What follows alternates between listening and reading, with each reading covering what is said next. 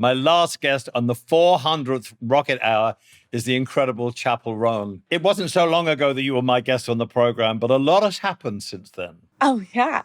It's been amazing to see what's happened. We found you with the Pink Pony Club, which was the first track we ever played from you. And it was astonishing to hear someone new and vibrant like you and the songwriting quality that you have.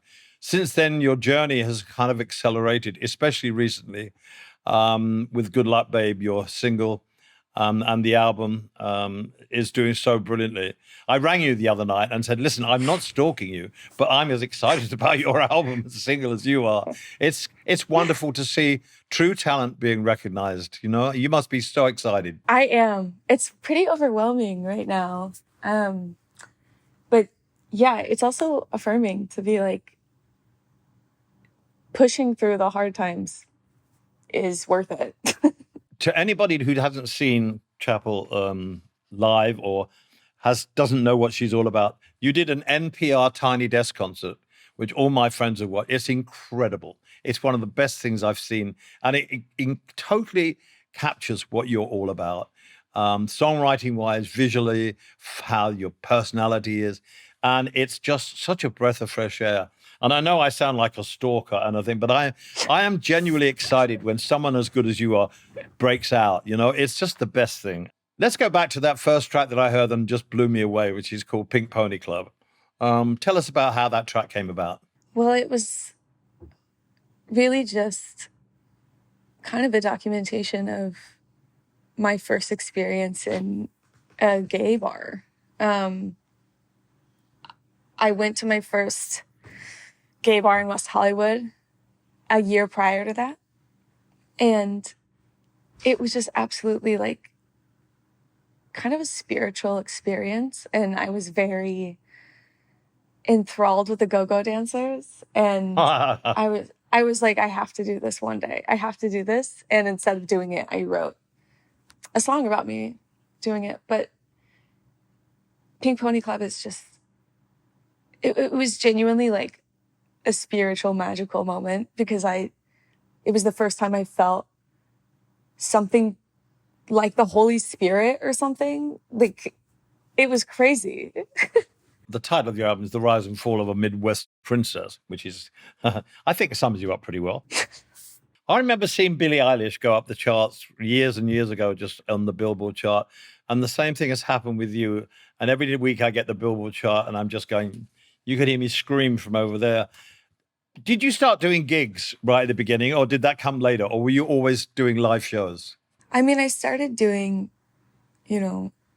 coffee shops when I was 15, 16, doing like little local things. But because Pink Pony Club released in the pandemic, like April 2020, the worst time ever to release music, I did not perform it until 2.5 years later. Was that with Olivia Rodrigo, or was that on your own? I did a tiny, 200 cap bar show, and it was incredible. I had no idea the impact of the song until, you feel it live. I would love to see you in a 200s place there, because that's where the real you comes out. I know it would. Because when you're in that kind of place, I bet you have no filter and you just go for it. And that's what I want to see. But it's not going to be 200 seaters now. It's going to be bigger, and it's quite well deserved. Red Wine Supernova is something that we played a long time ago. Well, not that long ago, but it seems a long time ago from your album. Can you tell us about that one? Oh, my God. It is just a gay girl anthem to just... I mean, it's so hard to explain, but it's just it feels like a lesbian bar in a song. That's what I feel like. That's why I love you. And of course, after that, you just released a new single called Good Luck Babe, which is the one that's just taken off. And why did that one take off? It took off really quickly. Is there a story behind how it took off? Because I'm not aware of it. Oh, me neither. I don't understand how it all... I've never had a song like this, but I think what kind of why it was a firework. I've just been building this baby steps for so many years. And this year, like, for example, this year, like, we had Tiny Desk, we had late night TV, we had MTV, we had the Olivia, like, opening slot. Like, it was a perfect setup. Yeah. You know, we've been laying the groundwork for so many years.